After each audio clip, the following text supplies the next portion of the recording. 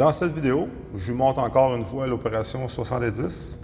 Cette fois-ci, ce n'est pas pour le perçage. Le perçage a été fait précédemment. Donc, on est rendu dans les séquences suivantes de la même opération 70. On vient faire la rainure. OK? Donc, on vient rainurer. On est la partie rainurée. Avec la fraise en bout, 3/8 de diamètre en HSS. C'est la fraise qui a été utilisée pour les vidéos, pour le montage du porte-outils de type Weldon. On a la même position, vu qu'on est dans la même opération, nos 0, X, Y sont toujours valables.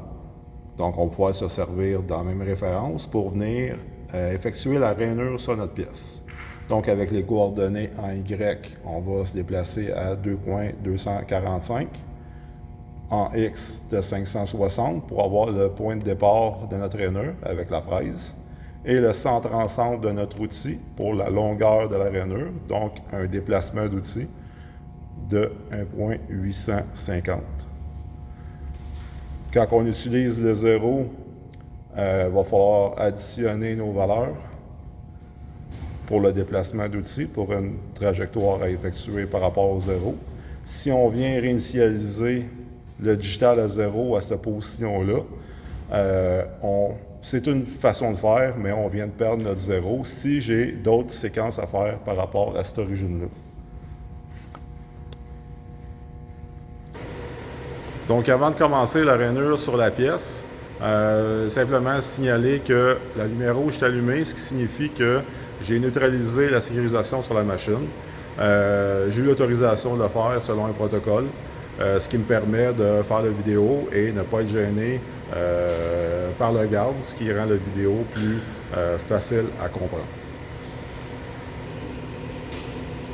Donc, la fraise en bout est installée dans la machine. Je suis à la coordonnée 0,0, donc je pourrais être à une dernière position de perçage, peu importe. L'idée, c'est d'avoir toujours notre origine. Donc, ce que je vais faire, c'est que je vais me déplacer à mon point de départ pour débuter la rainure.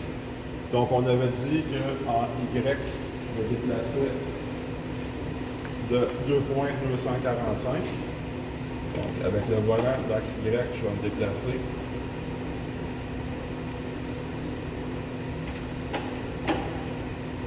.245, comme ça ici, et en X 560. Je dis 2.245 puis je dis 560. Il faut considérer qu'au digital, d'après notre position 0, mes valeurs sont en négatif. Okay? Donc, même si physiquement je déplace la table à l'opposé de moi, en réalité, ce qui se produit, c'est l'outil qui se déplace qui vient vers moi. C'est pourquoi j'ai une valeur négative à l'écran digital. J'ai ma position pour débuter ma rainure, donc je suis rendu à établir mon Z0 pour être capable d'établir ma profondeur de rainure. On peut le faire selon les tolérances, on peut le faire avec l'outil en rotation et venir faire contact sur la surface pour établir un Z0. Pour la vidéo, avec la sécurité neutralisée, je vais limiter la rotation de l'outil. Je vais y aller avec le papier. Donc, c'est une façon de faire aussi. Donc, j'ai mis un Z0. Je vais mettre Z0 ici. Comme ça ici. Je vais être prêt à débuter. Je vais mettre un peu d'huile de coupe. Pour la rainure, ça nous aide, surtout à l'aluminium. Je vais mettre l'outil en marche.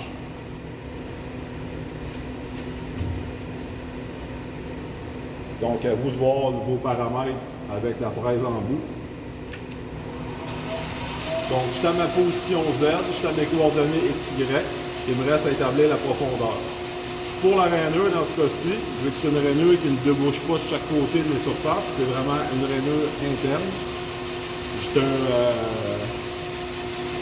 Je vais vraiment faire plonger l'outil. Donc l'outil, les lèvres en fait se joignent au sens, ce qui permet à l'outil de plonger. Donc, caractère important de la fraise. Donc en Z, je vais faire un déplacement. Je suis en usinage, donc vraiment aller doucement. Et aussi éviter de dépasser la valeur, surtout respecter la tolérance, parce que c'est ce qui va déterminer la profondeur de notre rainure. Une fois que c'est fait, il me reste à faire mon déplacement en X pour la longueur, en fait, le centre ensemble de mon outil qui va déterminer ma rainure.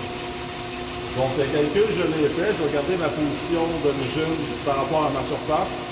Donc, je vais additionner ma valeur 560 et la valeur 1.850, ce qui me donne un déplacement total à faire de 2 pouces 410.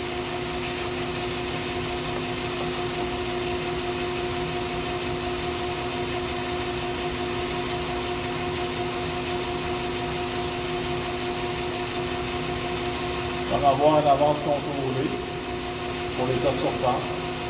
On est capable aussi de contrôler notre déplacement pour respecter le centre ensemble.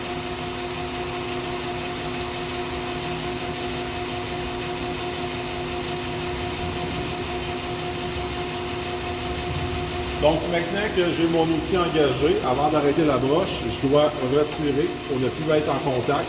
Faites bien attention de réfléchir au sens de rotation pour ne pas plonger plus dans la matière.